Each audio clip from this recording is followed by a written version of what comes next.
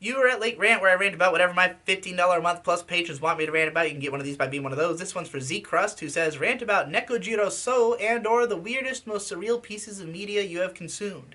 Nekojiro So being the name of cat soup, as it's called in English, which is a pretty fucking cool-ass, surreal, bizarre animal violence movie, I guess.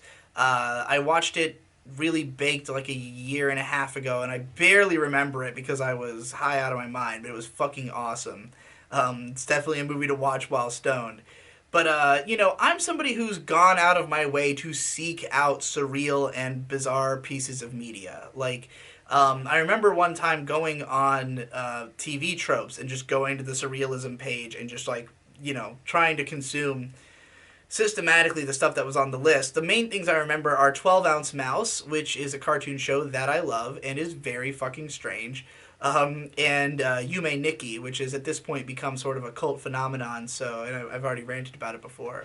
But, I think that when you consume a lot of surrealist stuff, it becomes harder and harder for it to really surprise you just because, so much of the imagery and iconography comes up again and again. Like, people have sort of the same ideas of how to make something surreal or how to make something trippy. Um, and yet, I would say that, like, the most recent time I was, like, truly surprised watching something was Horrors of the Malformed Man, the Eroguro film that was a Edogawa Rampo adaptation. I talked about it in the Eroguro video and probably elsewhere. But, like, that movie has this way of introducing scenes where the opening shot of a scene will be something that you're not really sure what the fuck you're looking at. And then as it pans into the scenes would start off in these really off kilter and weird ways and only start to make sense as the scene progressed. So you're constantly off guard. Like, every time a new scene begins, you're like, what the fuck? And then it starts to make sense and you're like, oh, okay. And then, what the fuck? Oh, all right, and like the whole movie's like that until the end, and it's one of those endings, very Takashi Miike-esque ending, which Takashi Miike also has lots of weird, surreal shit.